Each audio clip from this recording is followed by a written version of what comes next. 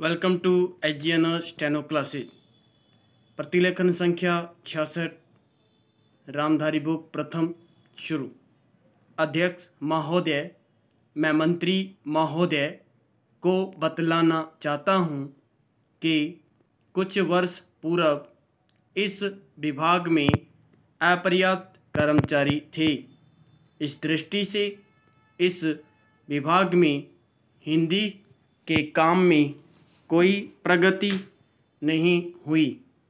अध्यक्ष महोदय, आपके लोकसभा सचिवालय में हिंदी के काम में काफ़ी प्रगति हुई है।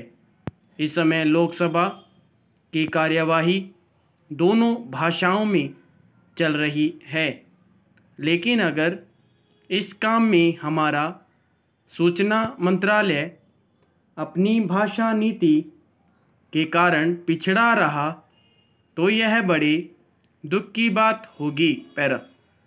खाद्य तथा कृषि मंत्रालय की मांगों पर बोलते हुए मुझे याद आता है कि इसे जितना भी महत्व आज तक दिया गया है और जितना महत्व आज दिया जा रहा है वह बहुत कम है। अभी अंतर्राष्ट्रीय व्यापार पर बोलते हुए व्यापार मंत्री ने बताया था कि निर्यात की आमदनी में कृषि का कितना महत्वपूर्ण योगदान रहा है। उन्होंने बताया था कि 70% निर्यात कृषि की वस्तुओं का हो रहा है और उसी के द्वारा हमें इतनी आमदनी हो रही है। इस दृष्टि से कृषि का महत्व और भी ज़्यादा बढ़ जाता है।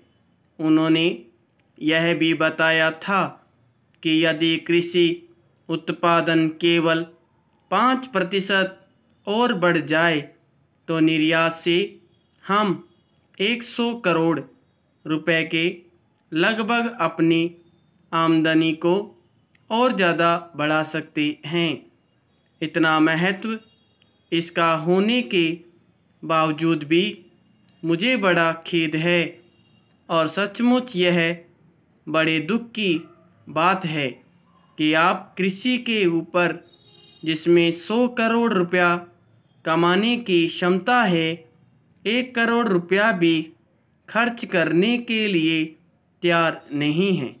मैं तो यहाँ तक कहूँगा जिसे हम औद्योगिक उत्पादन मानते हैं, उस प्रकार का उत्पादन आज भी हमारे देश में नहीं हो रहा है। वास्तव में उत्पादन केवल कृषि से हो सकता है, क्योंकि कृषि वस्तुओं से ही आपके दूसरे औद्योगिक संस्थान के चलते हैं।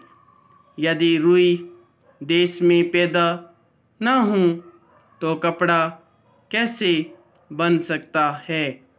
यदि मूंगफली देश में पैदा न हो तो वनस्पति घी कैसे पैदा नहीं हो सकता? इसलिए सारा उत्पादन कृषि पर ही निर्भर है। इसी तरह से खनिज पदार्थों की स्थिति है।